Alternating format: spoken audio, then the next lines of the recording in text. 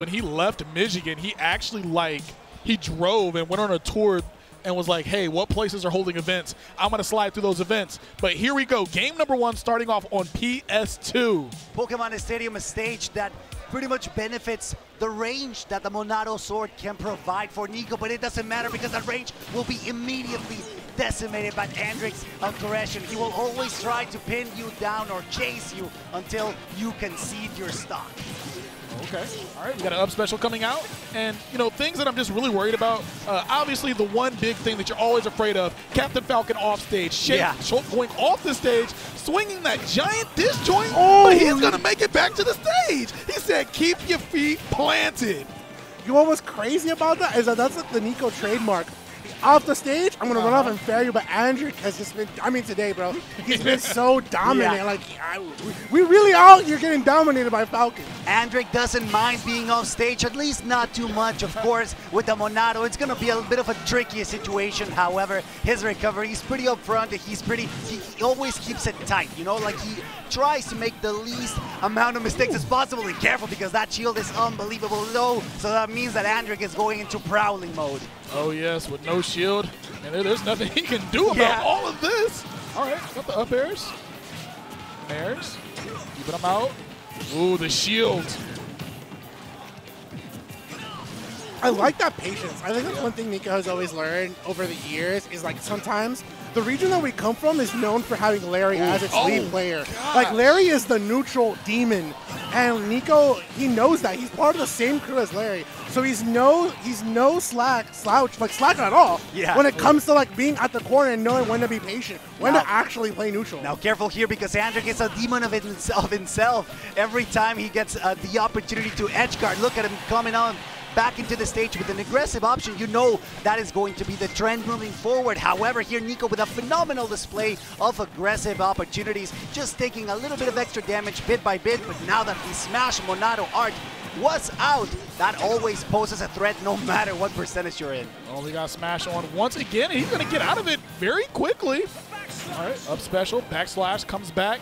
Shout out to that being able to grab the ledge now. Definitely something I bet he wish he had in Smash 4. Dash attack, taking the stock, only sitting at 75%, so this is definitely something he can do as long as he stays away from the edge of the stage. Wow. Oh, that was really good. Yeah, that was really good. That's a Nico. It's been working so far. Edge guarding is going to be the name of this game, really, because every time Falcon is out, Nico has a child's play, you know, you got the range of the sword. If you got the right Monado, the jump to recover, the speed to just close in that distance, it's going to become very complicated for Andrik to deal with it. It's interesting to see this happen. This is a lot of bias from my area, from my sub-region. I know that chat is dominantly MDVA, but like Nico comes from the 818, which has players like Larry in its region. Right. Our sub-region has been absent for months. So if Nico gets into Grands, the fact that our sub-region has been absent for months is it's over. That means our sub-region is the best region. 818, baby.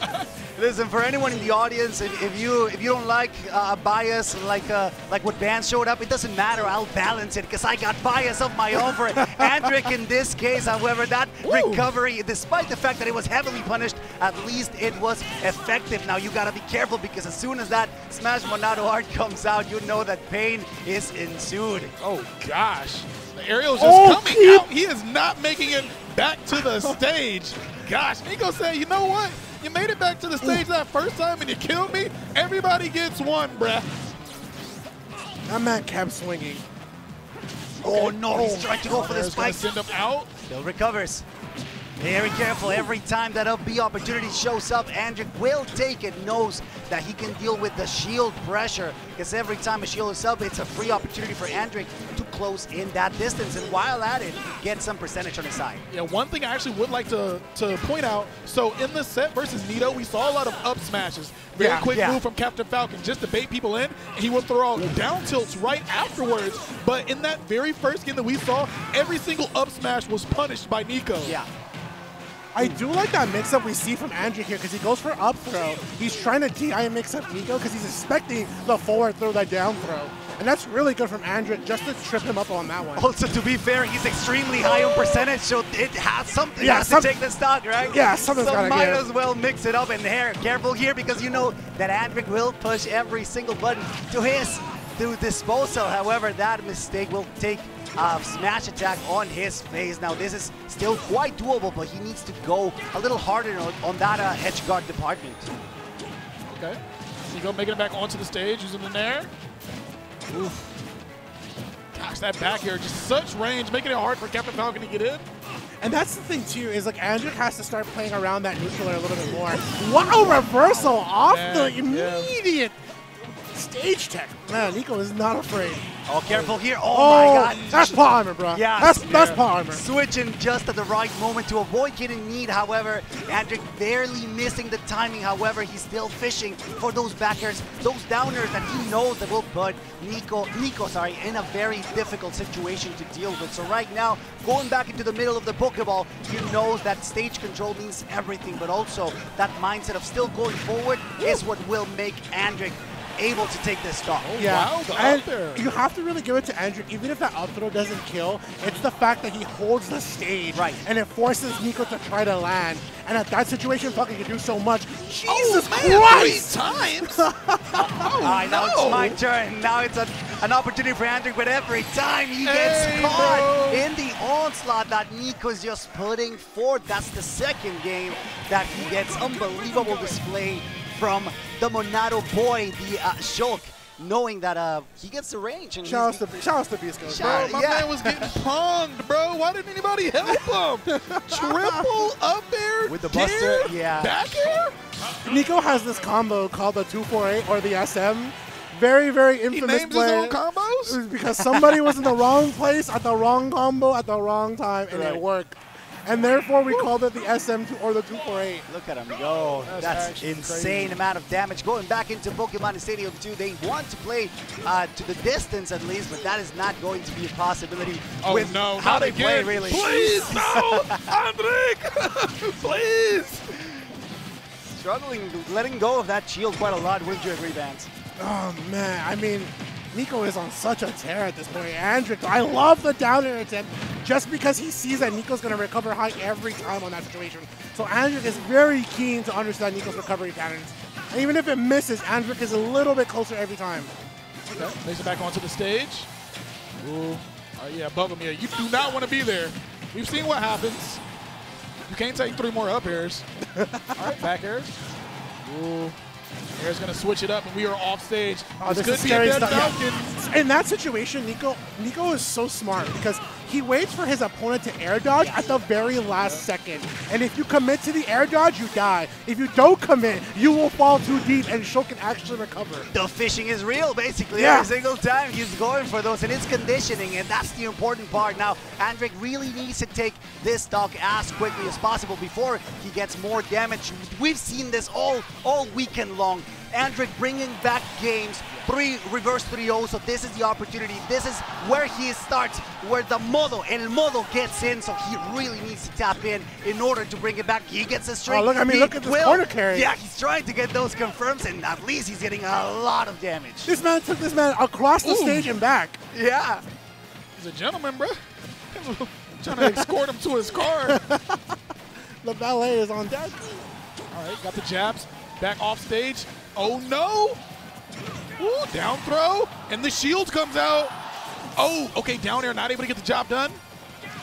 Okay, Nair sends him off stage. Once again, he's going to jump over that. He was like, I've had enough of these low forward airs. Yeah, there's been a lot of stage control drop from Nico, but it really doesn't matter because every single time he recovers, Andric at this point, he's not ready to punish those recoveries. Like every single time he gets the sour spot, but still gets the stock, and this is Andric's last opportunity to bring it back, or at least from the winner's side of bracket. Right now, it's still very doable. However, it's making it increasingly harder every time Nico just puts the sword in between them, and that outputs a lot of damage. Now the Buster is out. That could have gone really bad, really fast for Andric. All right, we got the back air taking that stock there. And what's really crazy is I feel like every time Nico's just, I don't have stage control, I'm just going to nair and move forward. I'm going to go take center stage and then also knock you to the edge of the stage. That has been the story of these games. It's not Nair, man. It's range, but the startup and the ending of it is just so much to deal with. It's a whole arc. Like, you guys thought Sephiroth up there was crazy. Like, Nico, that Nair from Shulk is ridiculous, too. Okay, here we go. Andric trying to get the knee. Unfortunately for him, it drops just at the worst moment. This is the turning point that the Mexican needs, but it's not any easier because Nico is just holding that fort down. Smashes out, but gets the Raptor boost, and that is it. Because he was in Smash, he has more knockback. Wild. Exactly. So that means that Andric is slowly getting into El Modo once again, getting the focus that he needs. That's one on his side of the scoreboard. He really needs to tap in, focus. Was he only at 88? The thing for Nico in that situation, like, let's go back to this replay really quick. We need to have a conversation, bro. So right there, that's Nico's failure, is that he's very in success. Yeah. When he's put enough pressure on you, he knows what kind of recovery. Yeah, exactly. He knows what kind of recovery you're going to end up making, and he waits to go for the forward throw. He looks for that guaranteed grab, but at that situation, Andrew just knew. He's like, he wants this grab? Fine, I'll give him a command grab. Yeah. Bro, he done at 88. That's a smash. He needs it. He needs it. All right, here we go. Back into the ledge guard. Opportunities that we've seen Nico take so much advantage for right now. Still sending Andric one side to the other. It's been a constant chase down. Yeah. This has been one of those sets where it just really looks like it's been Nico, but Andric, he takes stocks when he needs to. He's finding those opportunities. It was like, I know this is not a game of percents. It's actually just stocks. Like, it doesn't matter. You can be... I think that's what Mexico is so good, like Baja California and Mexico all together, is that they can play a very strong paradigm shift. They can be very aggressive or very defensive when they need to. And I think Andric is really smart with that. Yeah, he's been showing that in a lot of sets, actually. Like, you know that Andric is going for the aggression, but he's also very good at just slowing it down. Yeah. That happened with Chase, actually, and it worked in previous sets. Like, it was just really good to change the tempo, and at this point, maybe it's like a good opportunity to do so, because right now he's 2 games behind, or at least two games in order to win the set. Yeah, whereas Nico just needs 1, and right now he's doing phenomenally. Still holding first stock. Yeah. He's definitely no stranger to this, because we've already seen a reverse 3-0 come out from this man today. Yes. What's interesting for this too, and the lore behind this, is that Nico has actually practiced with Nick C before. Okay. Like, he's gone to play with Nick C several times and Fatality. So he's kind of used to playing other Falcons as well. But that's really smart from Andrew, because he just waits for the grab and just to get up at that situation. And Falcon's jab is pretty, I wouldn't say it's the greatest. Oh, no, the missed opportunity there. Yeah, that was super important for Andric. However, it's fine. He needs to shake it up. He needs to refocus and try to go for a different approach this time, taking advantage of Buster. However, that whoever is going to do that is Nico. That's the classic. With the throw. The stock's not gone. Wait for the air but dodge. the edge guard is going to take it. The up special is going to take the stock. I mean, that's pretty textbook right there. It's his thing. Like, I've seen, I mean, I don't want to, like, discount from the hype or anything. I've seen Nico do this so many times, but you have to see how Nico's like constantly understands how you can apply pressure and then make your opponent play the game that you want them to play, so that you can get these reads, and they're so earned. Nico earned that opportunity off the stage. Oh, yes, most definitely. Like, where else you gonna go? Ooh, okay. To the dash attack. Ooh. He said, "Get out of here!" There you go, Andric, still with an opportunity, still with the mindset that's necessary to give us the gift of a beautiful Game 5. However, it's still okay. This is it. The shield breaking. Andric's aggression. You know the knockback is going to set him back just a little bit. Careful here, because Smash is out. He's not quite the last time he died with it too. Yeah. Okay, back air has him off stage. How is he coming back? Okay, still makes it. He has to watch out. I like the way that Andric is slowly kind of maneuvering around Nico by that back hit of neutral air, and the first hit of fair is this it. Andric barely survives. Nico saves him. That's OD. This is it, the final win, the second win that Andric needed. He's still surviving. DI of the gods. Still no opportunity for Nico to bring it back. The shield is out, so that means that he needs to be very careful to pick his option. Now the rage is all out, so this could be it. He's fishing for the spike, but nothing is connected quite yet. No, okay, the back air, but that's not going to kill yet. And the up special off stage is going to take the set.